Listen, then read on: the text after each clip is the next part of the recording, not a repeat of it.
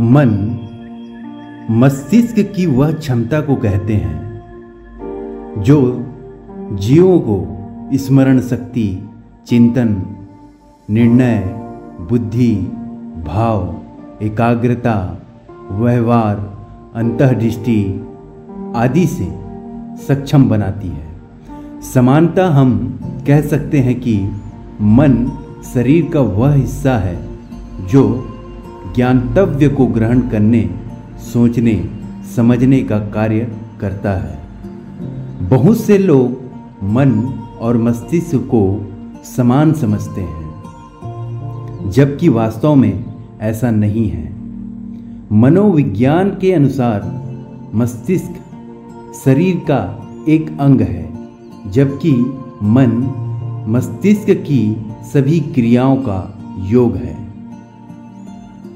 मनोवैज्ञानिकों द्वारा मन को 3 भागों में विभक्त किया है। प्रथम चेतन मन,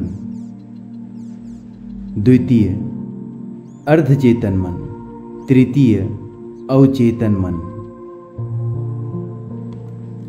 सबसे पहले हम चेतन मन को समझते हैं।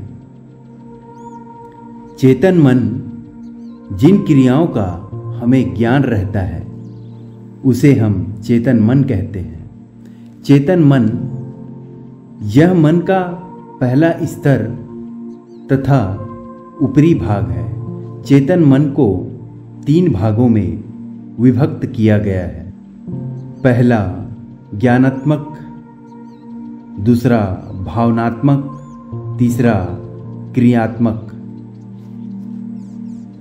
यह तीनों मानसिक क्रियाएं एक साथ मिलकर कार्य करती हैं। जब एक मानसिक क्रिया की प्रधानता होती है तब अन्य 2 मानसिक क्रियाएं नगण्य हो जाता है।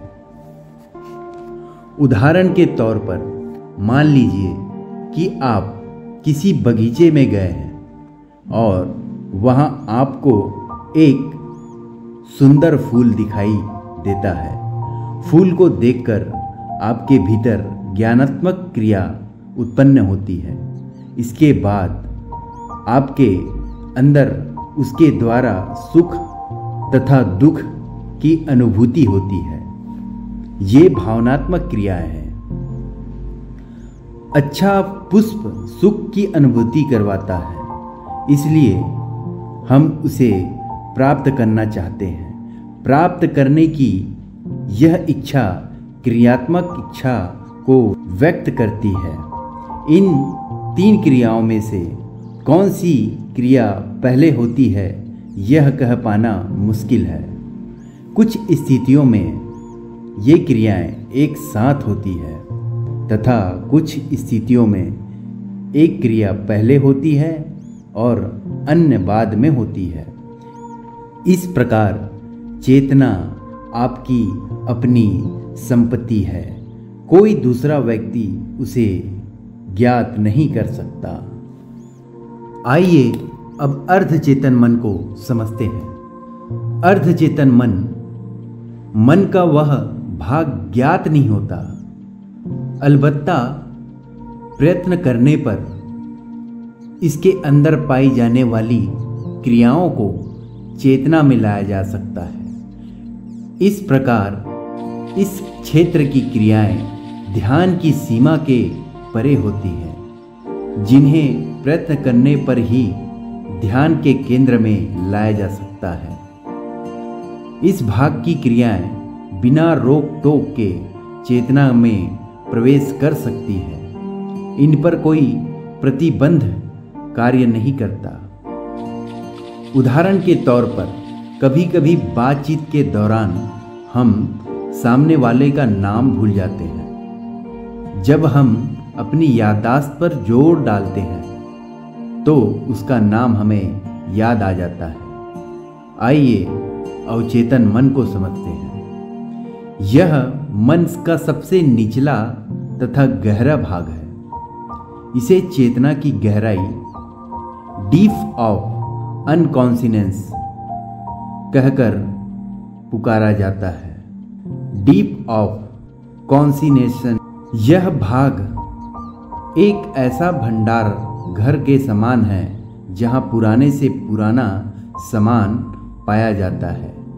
यहाँ की प्रत्येक सामग्री अस्त व्यस्त पड़ी रहती है जो कभी नष्ट या समाप्त नहीं होती। इसी प्रकार अवचेतन मन में दबी हुई पुरानी से पुरानी इच्छाएं पाई जाती है।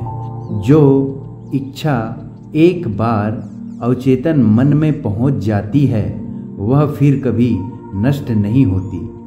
मनोवैज्ञानिकों को चेतना की अपेक्षा अवचेतन मन को अधिक प्रभावी, अधिक शक्तिशाली माना गया। हालांकि अवचेतन मन पर हमारा कोई नियंत्रण नहीं है, फिर भी यह हमारे जीवन, हमारी विचार शक्ति, हमारी कल्पना शक्ति एवं हमारे दैनिक क्रियाकलापों को प्रभावित करता है। अवचेतन मन प्रसिद्ध वैज्ञानिक फ्रायड की देन है। फ्रायड ने अवचेतन मन के सिद्धांतों का पता लगाया था। वह अवचेतन मन को तीन प्रकार के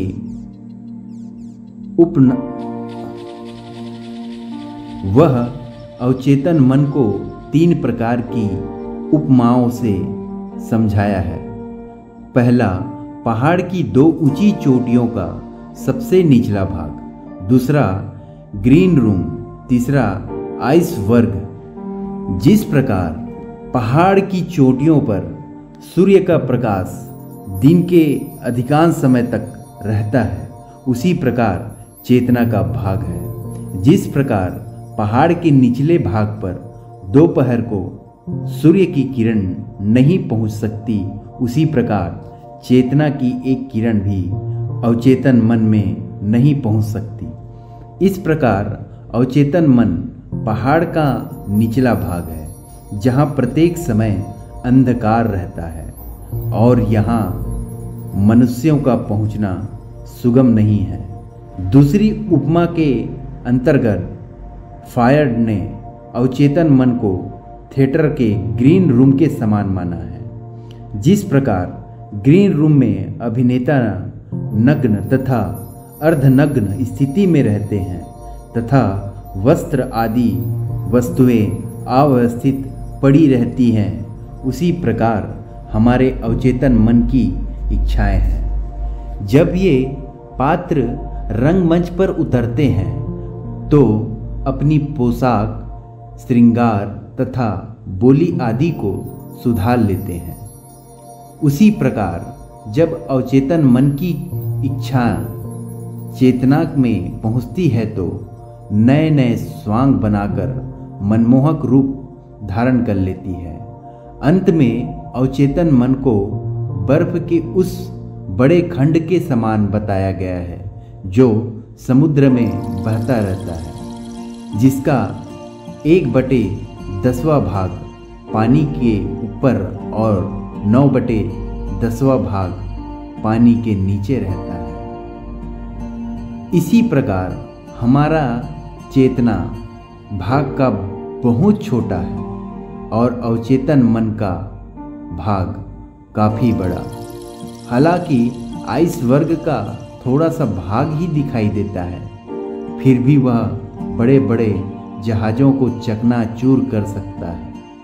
उसी प्रकार चेतन मन में थोड़ी सी ही अचेतन क्रियाएं अप्रत्यक्ष रूप से दिखाई देती है, परंतु इसमें इतनी शक्ति छिपी हुई रहती है कि वे बड़े बड़े व्यक्तित्व को नष्ट कर सकती है। मनोवैज्ञानिकों का बड़ा पुराना किंतु अत्यंत सटीक कथन है, जैसे बोओगे वैसे काटोगे के अर्थ वाला यह कथन हमें सचेत करता है कि हम अवचेतन मन को अधिक सक्रिय एवं अधिक उपयोगी व लाभप्रद बना सकते हैं या चाहते हैं। यह जरूरी है कि हम उसे वही प्रदान करें जो हम चाहते हैं। अवचेतन मन हमारी इच्छा पूर्ति में महत्वपूर्ण भूमिका रखता है।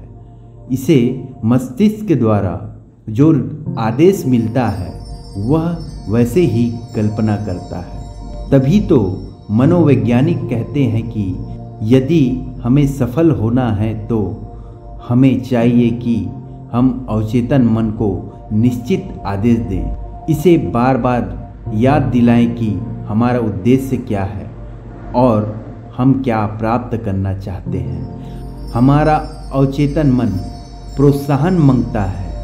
जितना अधिक प्रोत्साहित होगा उतना ही अधिक यह रचनात्मक कार्य संपन्न करेगा। विश्व में आश्चर्यजनक आविष्कार तभी हुए हैं जब उसके आविष्कारकों ने अपने अवचेतन मन को उचित आदेश और प्रोत्साहन दिया है। हमारा अवचेतन मन उन सूचनाओं को इकट्ठा करने में सक्षम है जिन्हें हमारा मस्तिष्क नहीं कर सकता।